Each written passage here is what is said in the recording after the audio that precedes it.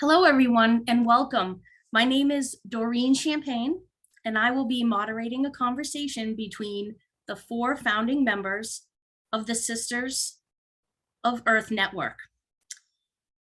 Here today we have with us Mary Southard, Mary Lou Dolan, Gail Warcello, and Tony Nash. This network was founded in 1994 and was inspired by the works and thinking of Thomas Berry, who is a Catholic priest, a geologian, and a cultural historian. Today I will be asking 2 questions.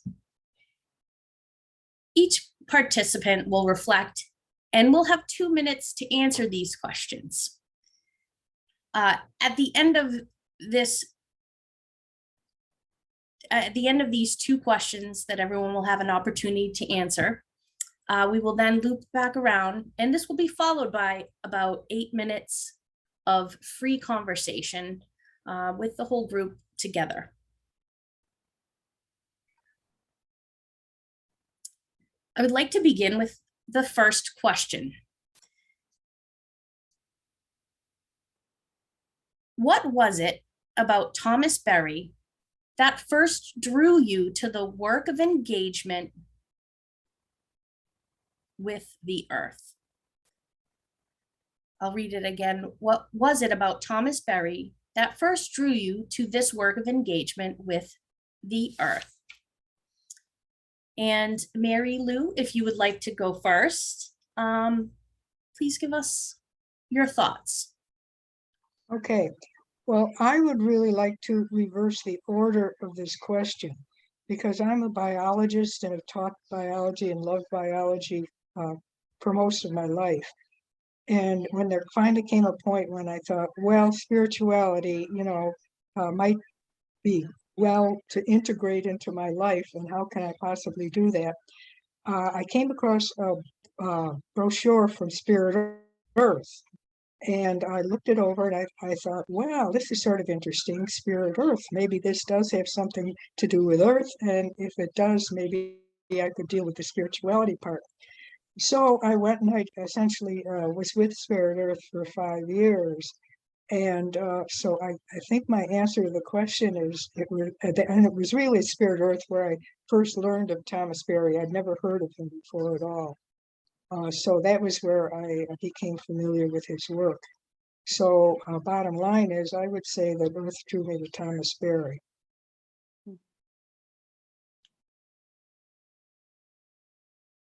Period.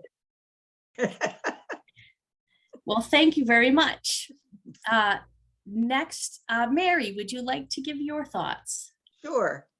I first heard of Thomas Berry. I was on sabbatical in Berkeley in 1990-91. And the GEA came and gave a little thing to our sabbatical group and left some papers on a table. And there was one that was called The Spirituality of the Universe. And I said, wow, to myself, this is what I'd really love to have words for. So I picked it up, and it was an article that Thomas Berry had written as in one of his papers. And I was going to quote from that for a calendar that I had begun to make, a Earth reflection calendar for each year. And so somehow I found Thomas Berry's phone number. So I dialed it, expecting to get a secretary or something. And this jolly voice at the other end answered, hello? And I said, I would like to speak with Thomas Berry, please. Is he available? And he said, well, this is Thomas. Who are you? And so I told him what I was interested in exploring with him or talking with him about. I wanted to quote something that he had written in this article. And I said, the name of the calendar is going to be The Dream of the Earth. No. Yeah, I guess so. Is that his book? Yes. The Song of the Earth. And he said, oh, I'm just finishing a book called the dream of the earth, as if there could be any comparison, you know, between this little calendar and this beautiful book, which has changed the lives of millions of people. So anyway, I found my, I stopped. Is that okay? You can continue your last sentence if you like, if you were in the middle of a Okay. thought. Okay. So when I learned that Thomas was going to be part of that he was going to be talking at the colloquium that the Passionist priests had each year in Port Burwell, Ontario, I went to it and I met Thomas. Thank you very much. Gail, would you like to share? Yeah, sure. Yeah, what it was, I think there are about three things that I'm accessing when I think about what drew me to Thomas and then to the earth. About him specifically was his intellect, and then it was his sense of presence, and thirdly was his humor. And so regarding the intellect, I happened to join an order of Passionist nuns in 1982. And it was the same order of that Thomas was in. So in 1983, during our novitiate, we had a joint novitiate with the men and the women novices. And so the leadership brought in Thomas. They had many scholars and teachers and professors coming in. But one of those scholars was Thomas Berry. And in hindsight, it was very strange that they allowed him to come in, because at that time in 1983, he was considered a wild monk on the cosmic fringe. And so to bring him in to speak to the young, our young minds was a very risky, kind of daring thing for those in the novitiate formation program to do. So he came in, and I remember the very first thing he said to us when he was teaching. He said, "It took 15 billion years to make this hand." And it was incredible. So from that moment on, he then just expounded for a couple of hours without notes on the story of the universe, and then said, your orientation for the future of your religious life has to be in the largest comprehensive context, which is the story of the universe. So that was the opening of the intellect. And then the second one was presence. So as many of you probably experienced, there was something about the character. Thomas Berry had a very distinct a character which had to do with a deep presence and a deep respect for the those who were in his immediate moment and for the community of life. And humor, I better say that because I mentioned that in the beginning. I just want one sentence about that, is that Thomas used to say that, and those who knew him knew his hearty laugh. And he would always say, when I die, I hope when I'm elderly and I'm dying, I hope my laughter is the last thing to go. Oh, nice. That's wonderful. Thank you. And Tony, would you like to share your thoughts? Thank you. Yes. It wasn't Thomas Berry's work that drew me to working with creation and creation spirituality. I was already on that path. But when I ran into Thomas Berry's work, what struck me was the comprehensive answer he gave to what's the matter here. As a child, I was always asking, what's the matter here? Why are some people not talking to the Mexican kids in our school? And why am I told not to associate with this girl because she's from Appalachia? I mean, I kept saying, why are they saying these things? What's the matter with our thinking? And when I heard Thomas's answer that the matter with our attitude toward Earth is our story, it was like, oh, it's not something small like we need to take care of the Earth or we need to love the Earth, but we need to change our whole thinking about where we came from, what the earth is, who we are, what we're supposed to be doing. And I felt such relief when I got that answer. It was like, oh, finally someone knows how to think about the whole problem. And I felt like I found a home. A friend of mine, Kathy Bush, was recording Thomas's classes at Sophia Center. And as she edited them, her recordings, she would send me the final edit. And that's when I became familiar with his work. I was teaching creation spirituality at a renewal program. And I began teaching. As I got that video, I would distill everything, and then I would immediately give it to the people I was working with. So that's how I became familiar with his thinking. And his attitude toward the fact that we needed a new orientation, we needed a new origin story, that was the biggest thing for me.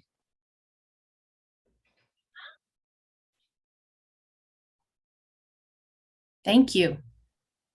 Welcome. Now I think we can go into our second question. And that question is, what was the most influential aspect of Thomas Berry's thinking for you? And how does this speak to the world at this time? I'd like to come back to Mary Lou Dolan. Well, you know, there's certainly a lot in Thomas's thinking, but for me, really since the beginning and throughout, the most important thing I think are his three principles of individuality, integrity, differentiation, and communion, because it just seems to me to be the most pertinent to just about everything. If you look at anything from subatomic particles to the movement of galaxies to ecosystems to our political systems, it is an aberration in the way we put together and balance those three principles. Because when we go sort of off base, it's because one of them is out of proportion. At least with humans, it's individuality. We can't seem to get beyond individuality, can't seem to appreciate difference, can't seem to value the interrelationship among ourselves and the interrelationships between ourselves and Earth and you know, the universe and all that. But it's really, I'm really more of an earthy type. So that for me, those three are sort of unifying principles that expose all of our problems for what they really are and show the way to heal, do a lot of healing.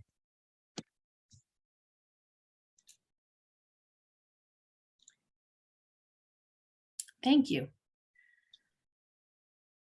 And now I'll come back to Mary. And that what Mary Lou just shared was a real segue for me also. I had been studying the work of Teilhard, like after Vatican II and so on in the 1960s. And somehow those three principles were, it wasn't called that in his language, but that sense of the interdependence, intercommunion, interrelationship of all beings, and that was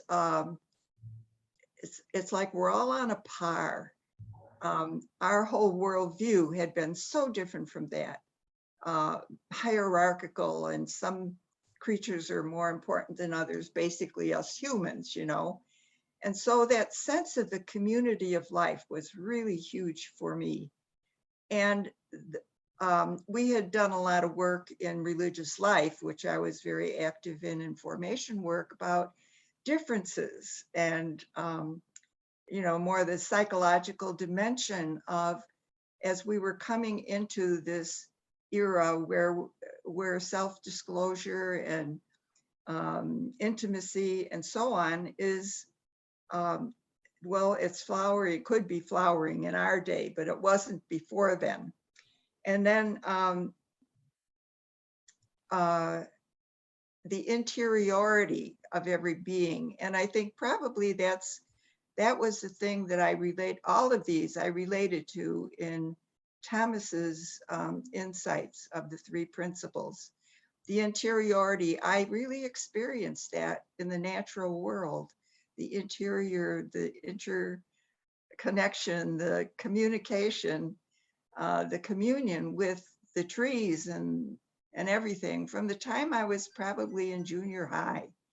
And so probably of all the three of those principles, that was the one that was most alluring to me and made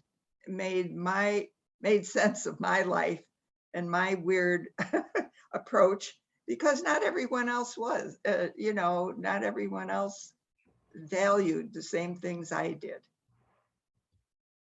So meeting Thomas was a real, a hard experience for me as well. And he lived those three principles. He lived them. I mean, he just gathered people and whatever into a real harmony and community and communion.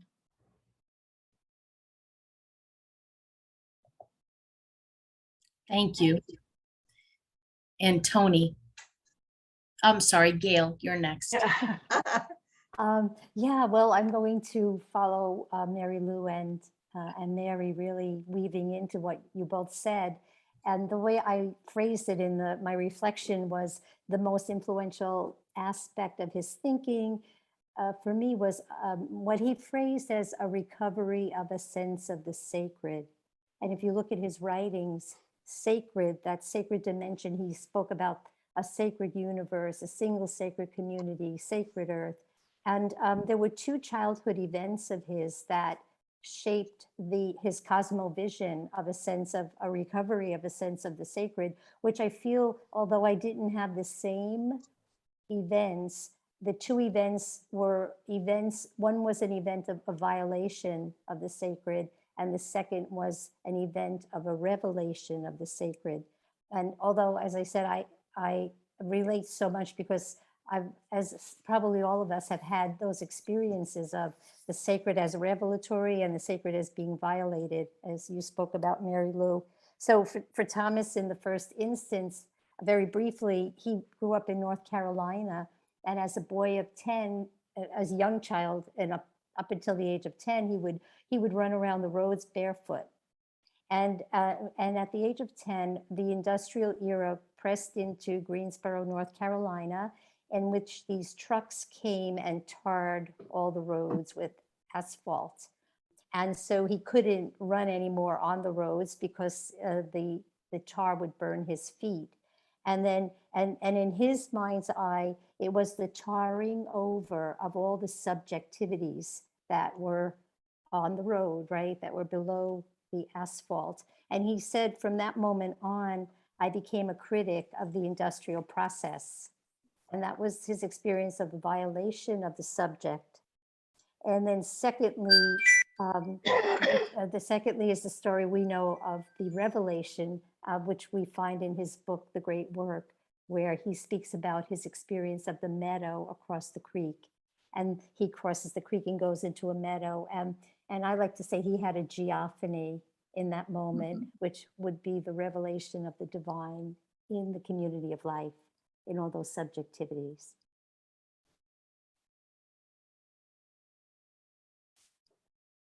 Thank you, Gail. And now, Tony. Thank you. A lot of things about Thomas's thinking have influenced me.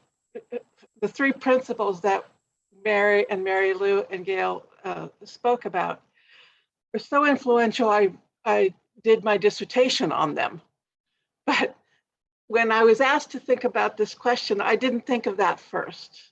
What I thought of first was, what influenced me the most was Thomas's teaching that the earth and the whole universe is sacred, not profane like I had been taught.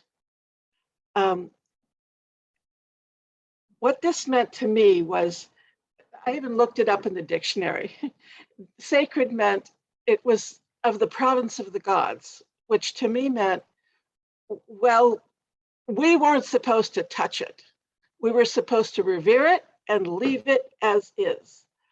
And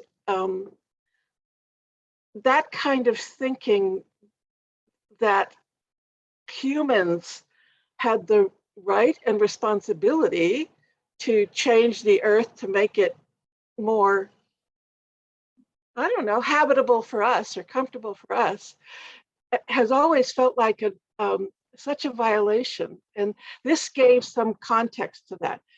I used to shy away from appealing to the concept of the sacred because I thought that's not going to go over very well as motivation for a secular world. But the fact that Thomas was so strong on this and unapologetic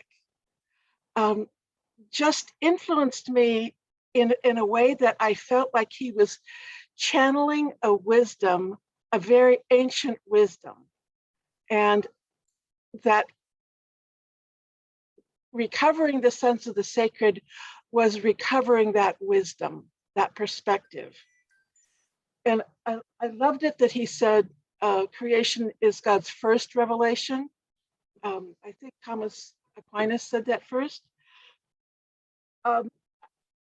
If it's the first revelation, we should make it the standard of all of our actions. So the three principles fall under that. Those are the standards which we need to meet. And I love it that in today's modern inventions, Janine Benyus opened us up to how much is being done with biomimicry, mimicking what the earth already has as solutions to the biggest problems. So for me, the consequence is if we come to the earth as students to teachers, we will be able to repair so many of the things that we've put out of balance, as I think Mary said, things that were out of proportion. We'll not only be able to do that, but we'll be able to found what we do on the principles that the universe uses to make strong, stable, amazing creations. So that's it.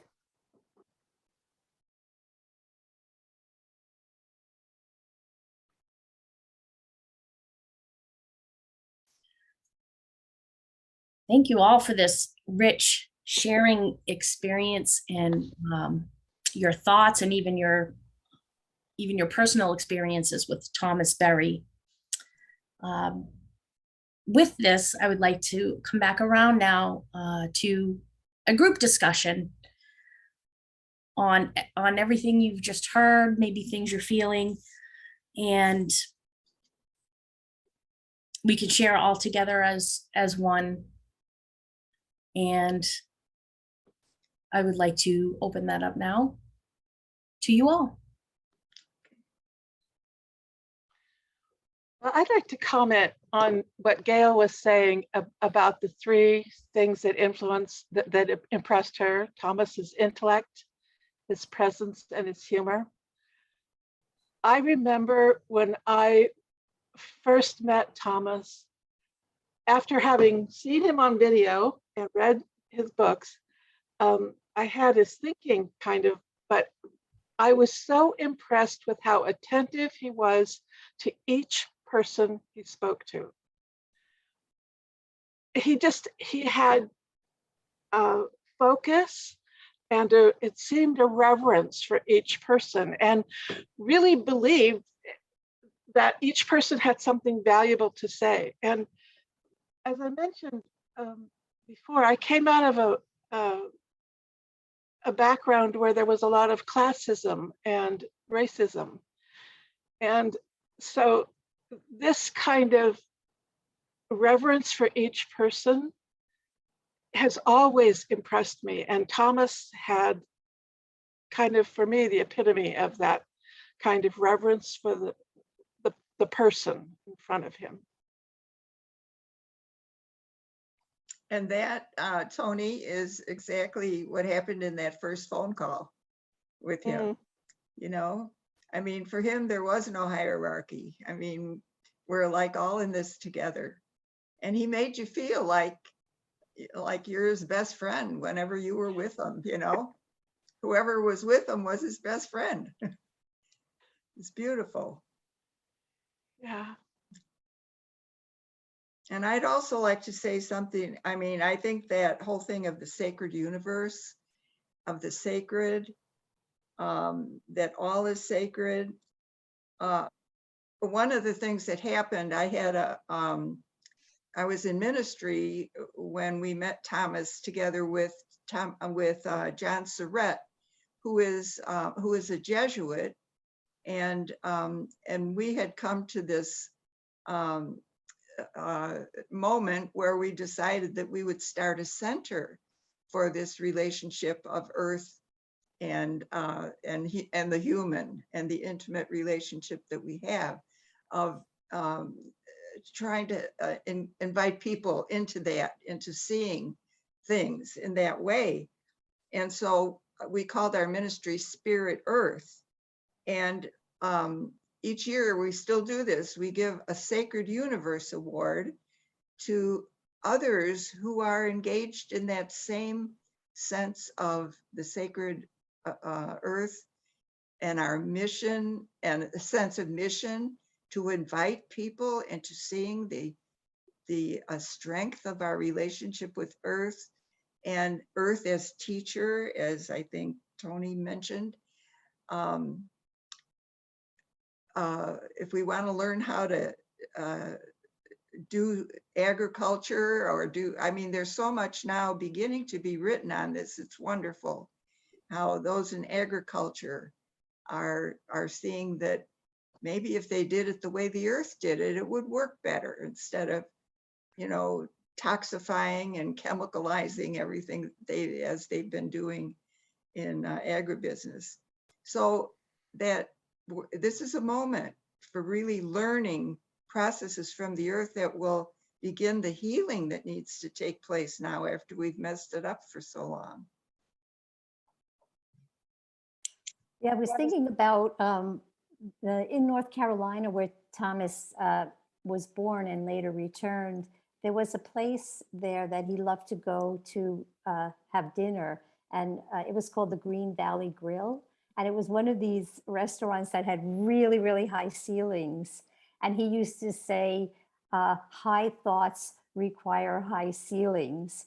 And it used to be like so thrilling for me to be there with him, and sometimes with others too, because the conversation with Thomas, he was not a man for small talk. He would give you a little bit of small talk at the beginning, but then after that, launched right into the larger complexities of the story of the universe and our role in the universe. And I remember very early on having a conversation with Thomas where he said, you know, all you need to start is a desk, a phone, and a name, and stay under the radar. And that was his advice for starting our own endeavor, which I began at my former monastery. We called it Homecomings, Center for Ecology and Contemplation. But I love his pithy, you know, his pithy maxims, oftentimes many pithy maxims like that.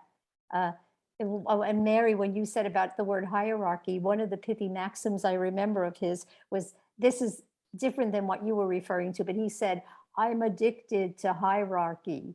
And what he meant by that is that he would say, when it comes to swimming, the fish are at the top of the hierarchy. And when it comes to flying, the birds are at the top of the hierarchy. You know, so, and he would go through all of the different hierarchies in that sense, and that deep respect for those the beings who excelled in the hierarchies of which they were a part.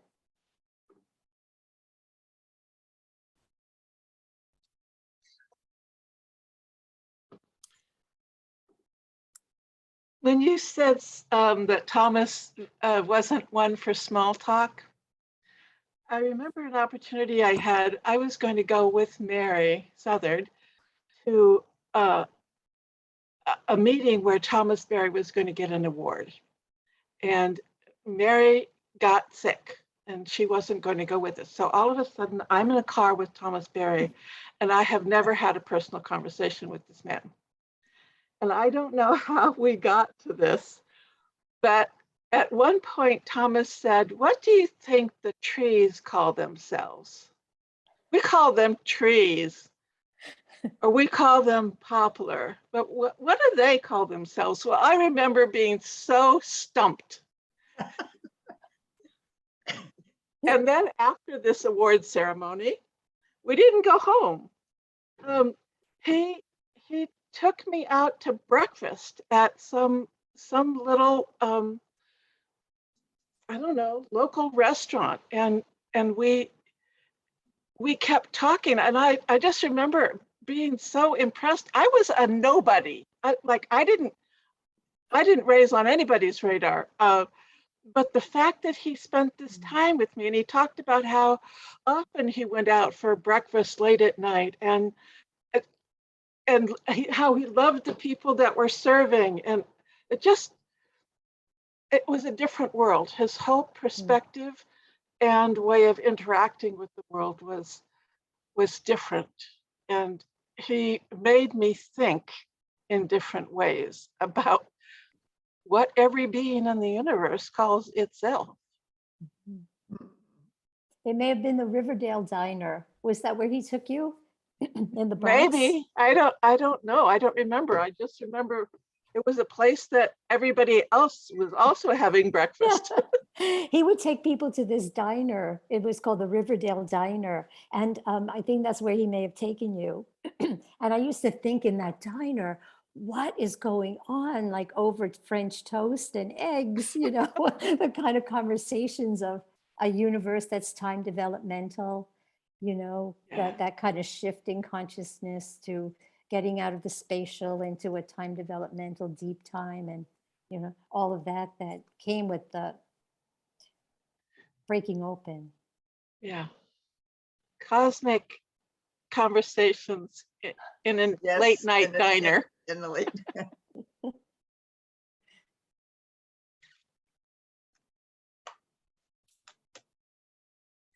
Well, I think that is our time for today. Okay. And I thank all of you, the 4 original founding members of the Sisters of Earth Network, for being here today and sharing your wonderful experiences with Thomas Berry. All right.